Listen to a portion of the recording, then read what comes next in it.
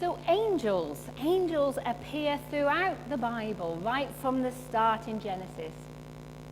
Some people believe that angels appeared in the past, but wonder whether or not they can still be met and seen today. Others are sure that they can. Behind our house is a big field with a horse that once decided to charge at my husband and I. And so when I noticed a lady walking by herself in the field, I thought I'd better warn her. She was a complete stranger, but because of my warning, she shared with me a story about how she was walking in a field one day, and she noticed that there were some men training Alsatian dogs in the field. The trainers hadn't noticed her until the dogs started suddenly changing direction in their running towards this lady. The men were shouting, but the dogs were not responding, and she was truly terrified, and she cowered,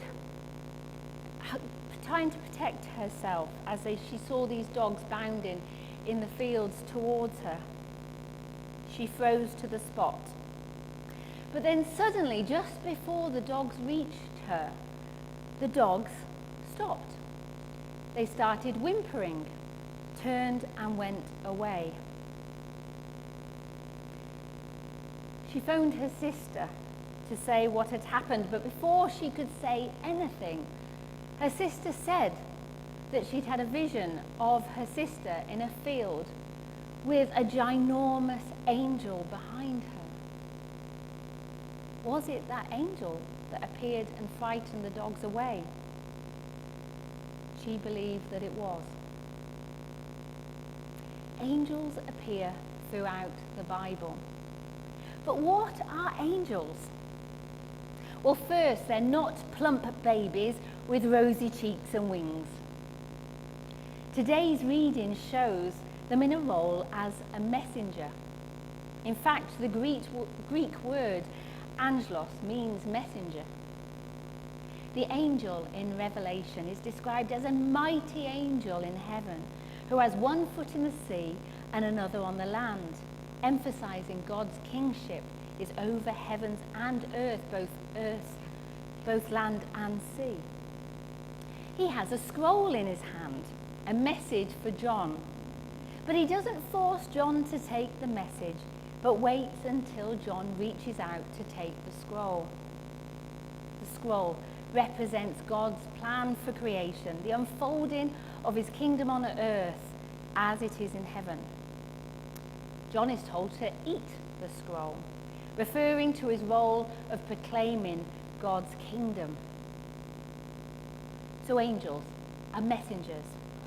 And there is no one more famous angel than Gabriel, who pops up on numerous accounts with messages from God during children's nativity plays and in the Bible. Gabriel brought Mary the news that she would become pregnant and give birth to Jesus. The angel replied, "I am Gabriel. I stand in the presence of God, and I have been sent to speak to you and bring you this good news."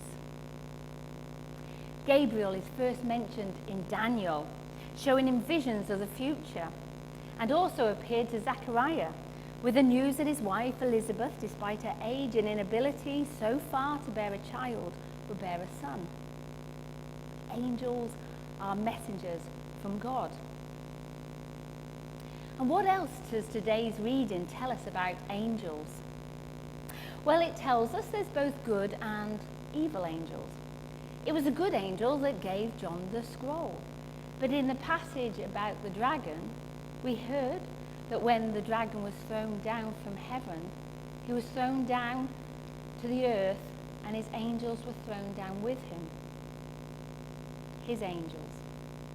A warning, perhaps not to be deceived. Messages can come from both good and evil angels. That angels battle in the spiritual realm, and spiritual warfare still surrounds us. But what else does the Bible tell us about angels? Well, they're spiritual beings, meaning not of flesh and blood, though sometimes they appear to be human. They are loyal and worship the Lord endlessly.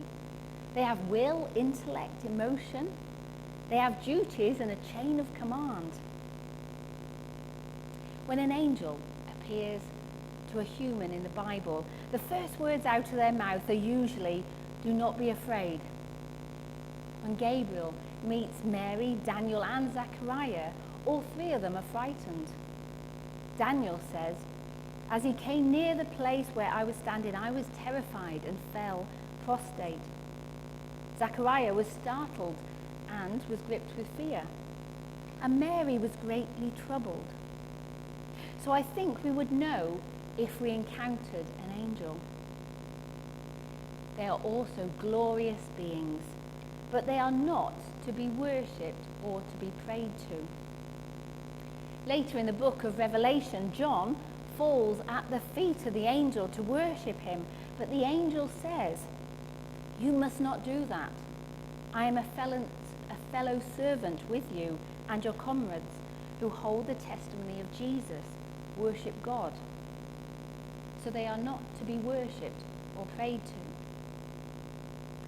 Angels are created beings. They were created through Christ for Christ, and they were created before the earth was formed. And there's a lot of them. In Revelation chapter 5, we read, "Then I looked and I heard the voice of many angels surrounding the throne and living creatures and the elders, and they numbered myriads of myriads." That's a great word, isn't it, if I said it properly. "And thousands and thousands." So as well as being God's messengers, what do these angels do? Well, they praise and worship God. They rejoice at what God does. They serve God and they encourage and they bring answers to prayer. You may recall the angel who appears to Paul in the Bible when he's in prison. Suddenly an angel of the Lord appeared and a light shone in the cell. And he tapped Peter on the side and woke him, saying, "Get up quickly." And the chains fell off his wrists. And the angel said, "Fasten your belt and put on your sandals." He did so. And then he said to him, "Wrap your cloak around you and follow me." And Peter went out and followed him. He did not realize that what was happening was the angel's help was real. He thought he was seeing a vision. The angel's help was real as the angels helped to Jesus when they came and waited on him in the wilderness. But what about now? Do angels still surround us? Is there spiritual warfare going on? Well, I turn to guidance from a couple of well-known clergymen, Billy Graham and John Wesley, for help. Billy Graham wrote a book called Angels, God's Secret Agents. I haven't had a chance to read it yet, but I have read an interview with him when he was 97, so with a lot of life experience behind him. When asked if angels exist, he said, "Yes, angels are real as you and I are, although they are largely unseen by us. They exist in great numbers. They are a mystery to many people because they do not have physical bodies. However," he said, "on occasion, angels appear as ordinary humans or celestial beings that reflect the majesty of God. They work in hidden ways to carry out God's will and protect God's people. Even when we are unaware of them, they are still part of our lives. They are also part of the great unseen army that constantly fights against Satan and his servants of evil. God's promise should bring comfort to every believer. He will command his angels concerning you to guard you in all your ways." And he went on to say that although angels are godly creations, people should not worship them, as we have discussed, as God alone is worthy of worship. But we can thank God for them, he said, and someday in heaven we'll realize just how much they've done for us at God's command.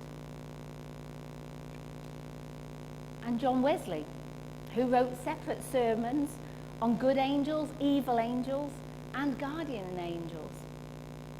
Of good angels was based on Hebrews chapter 1.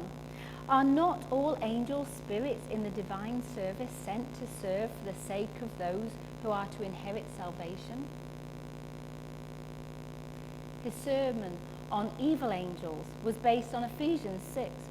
For struggle is not against enemies of blood and flesh, but against the rulers, against the authorities, against the cosmic powers of this present darkness, against the spiritual forces of evil in the heavenly places. And on guardian angels, it was based on Psalm 91. For he will command his angels concerning you to guard you in all your ways. The scripture that Billy Graham also quoted in his interview. For he will command his angels concerning you to guard you in all your ways. Wesley is reported to have had a broad understanding on the benevolent action of guardian angels as special agents of God's abundant providence, and spoke a great deal about their gracious intervention in human affairs. So how to conclude? Well, within our congregation there may be stories of interaction with angels, but these testimonies may never have been shared for fear that they may not be believed. Well, hopefully their existence today has been discussed in sufficient detail today for us to share with one another any stories. And together, as Billy Graham said, we can thank God for them, and someday in heaven we will realize just how much they've done for us at God's command. Amen.